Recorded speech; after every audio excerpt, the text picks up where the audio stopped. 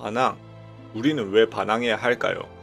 반항이란 단어를 들으면 왠지 폭력적인 시위나 무질서, 혼란만을 떠올리기 쉽습니다. 그러나 반항은 단순히 체제를 부정하고 파괴하기 위한 행동이 아니라 부조리한 구조와 불합리에 맞서 자신의 목소리를 내고 권리를 지키기 위한 적극적인 행위입니다. 오늘날 우리는 다양한 문제를 마주하고 있습니다. 불평등, 부정부패, 세대 간 갈등, 기회 박탈 등 사회를 이루는 여러 제도와 관습이 우리에게 불합리를 강요하고 있습니다. 이런 상황에서 우리는 왜 반항해야 하는가 라는 질문은 결국 우리는 왜 더 나은 세상을 원하고 어떻게 그것을 만들어갈 것인가 와 같은 말이기도 합니다. 반항에는 다음과 같은 가치가 담겨 있습니다. 정의, 자신과 타인의 존엄성을 지키는 일, 그리고 공정함을 회복하는 노력. 주체성, 내가 살아가는 세상에 나도 목소리를 낼 수 있다는 주인의식. 변화의 씨앗, 한 사람의 작은 용기가 모여 사회를 변화시키는 거대한 물결이 될 수 있다는 믿음. 즉 반항은 나의 권리와 자유 그리고 정의를 지키기 위해 행동한다는 데에 본질이 있습니다. 이는 곧 우리의 미래를 결정짓는 중요한 열쇠이기도 합니다.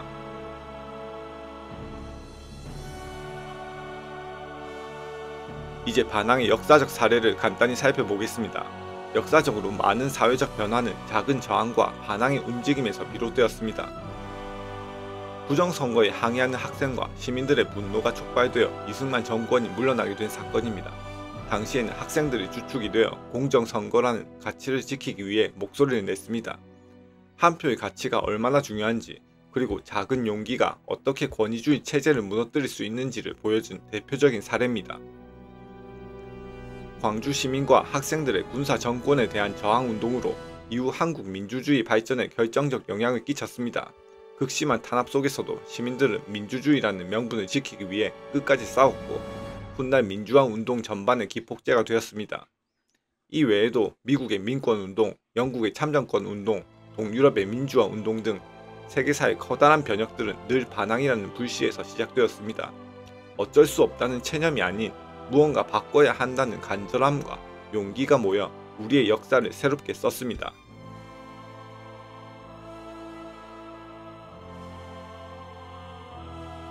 이제 현재 한국 사회를 살아가는 2030 세대의 현실을 주목해봅시다.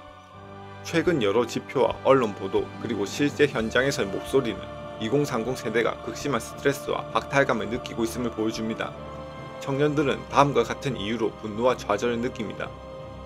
취업난이 길어지면 청년들은 자신이 하고 싶은 일과 할 수 있는 일 사이에서 갈등을 겪습니다. 집값 상승과 전세, 월세 문제로 인해 내 집 마련은 사치스러운 꿈이 되어버렸다는 자조적인 인식이 팽배합니다.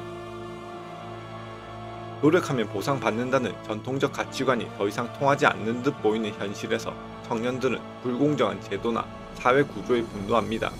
많은 청년들이 이미 가진 자와 못 가진 자의 간극이 너무 커서 아무리 노력해도 좁히기 어려울 것 같다고 호소합니다. 청년들은 시위 참여에 적극적입니다. 이들의 시위 참여는 단순히 분노의 표출이나 반정부 감정이 아닌 더 투명하고 정의로운 사회를 만들어야 한다는 절박함이었습니다. 인스타그램, 유튜브, 그리고 최근에는 다양한 커뮤니티와 SNS를 통해 청년들은 목소리를 냅니다. 2030 세대가 느끼는 좌절과 분노는 체념으로 굳어지기만 하는 것이 아니라 이대로는 안 된다는 인식으로 이어지고 있습니다. 이는 단순한 불만 표출을 넘어 사회를 개혁하고 미래를 바꾸려는 원동력으로 이어지고 있습니다. 청년들은 각자의 일상 속에서 그리고 서로 연결된 온라인 플랫폼 위에서 더 나은 세상을 향한 작은 실천을 시작하고 있습니다. 그렇다면 반항은 어떻게 실천할 수 있을까요? 우리는 흔히 반항이나 저항을 시위나 직접 행동에만 국한해서 생각하지만 그 방법은 매우 다양합니다. 가장 손쉬우면서도 강력한 행동은 투표입니다. 내 한 표가 과연 세상을 바꿀 수 있을까 의심스럽지만 역사는 늘 소수의 변화가 누적되어 큰 파급을 일으켜왔습니다. 투표를 안 하면 어떤 일이 벌어지느냐?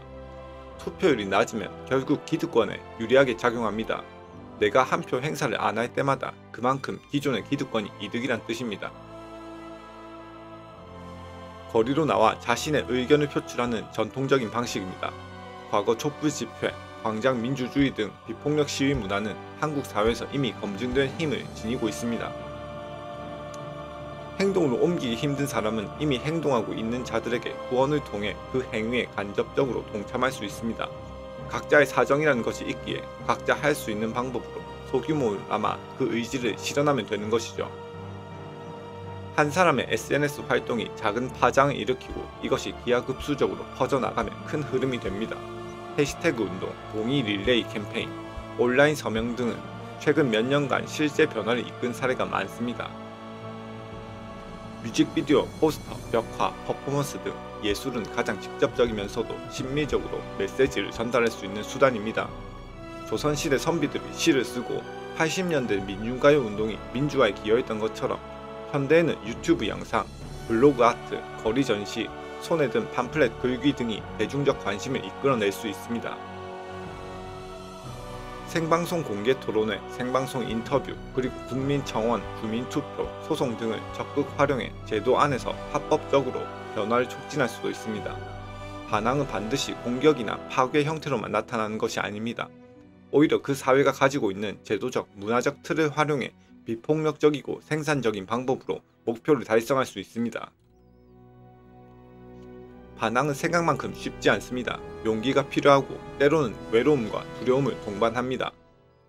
내가 정말 이걸 해도 될까? 라는 두려움은 누구에게나 있습니다.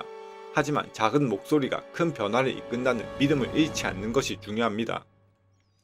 반항의 과정에서 주변의 시선 혹은 압박감 때문에 스스로를 의심하게 될 때가 많습니다. 이때 도움을 주는 것은 공동체입니다. 비슷한 가치를 공유하는 사람들과의 연대와 지지가 심리적 안정을 제공합니다. 혼자가 아니라 여러 사람이 함께라면 행동에 대한 책임감과 지속력이 배가 됩니다. 예를 들어 SNS, 오프라인 모임, 스터디나 동아리를 통해 뜻이 맞는 사람들과 연결될 수 있습니다. 공감대가 형성되면 더 큰 시너지로 이어지기 때문입니다. 반항을 더 깊이 이해하기 위해 철학적 시각을 잠깐 살펴봅시다.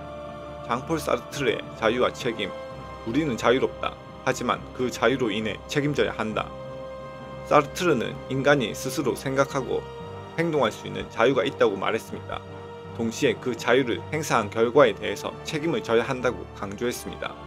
반항은 내가 세상에 영향을 줄 수 있다는 자유의지의 표현이며 그 행동에 따르는 결과를 감당하겠다는 책임감의 발현입니다. 니체는 반항은 자기 초월의 한 과정이라고 할 수 있을 만큼 기존 질서와 관념을 깨부수고 새로워지려는 의지를 강조했습니다. 주어진 체제와 가치관에 순응하지 않고 끊임없이 의문을 제기하는 것이야말로 인간의 위법맨시로 가는 길이라 설명했죠. 즉 반항은 단순히 사회를 향한 외부적 싸움이 아니라 자기 자신을 한 단계 성장시키는 내면적 과정이기도 합니다.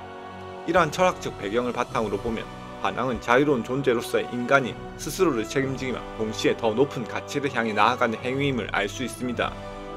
우리는 자유롭지만 그만큼 책임져야 하고 그 과정에서 자신을 초월할 수 있는 가능성을 얻게 됩니다. 우리가 살펴본 바와 같이 반항은 무질서나 혼란을 일으키기 위한 폭력적 행위가 아닙니다. 오히려 사회적, 개인적 권리를 지키고 더 나은 공동체를 만들기 위해 필수적인 과정입니다. 역사 속 여러 혁명과 운동은 작은 목소리에서 시작되어 거대한 변화로 이어졌고 오늘날 2030 세대 역시 취업난과 주거 문제, 불공정한 사회 구조 속에서 이대로는 안 된다는 절박함을 안고 있습니다. 그들은 현실에 주저앉기보다는 광장에서, SNS에서 혹은 예술과 같은 다양한 방식으로 스스로의 길을 개척해 나가고 있습니다. 마지막으로 반항은 무질서가 아니다. 반항은 더 나은 세상을 만드는 첫걸음이다. 라는 메시지를 남기고 싶습니다. 이제 이 영상을 보고 계시는 여러분도 작게나마 행동을 시작해보세요. SNS에 의견을 올리거나 서명운동에 참여하거나 지역사회 모임에 가보는 것도 좋습니다. 정말 작은 한 걸음이 앞으로의 미래를 바꿀 수도 있습니다. 우리의 분노와 좌절은 곧 변화의 원동력이 될 수 있습니다. 혼자가 아니라 비슷한 가치를 공유하는 이들과 연대한다면 더욱 큰 힘을 발휘하게 됩니다. 반항, 즉 저항을 통해 우리는 더욱 주체적인 인간이 되어가며 동시에 우리 사회를 정의와 공정의 길로 이끄는 중요한 역할을 하게 될 것입니다. 감사합니다.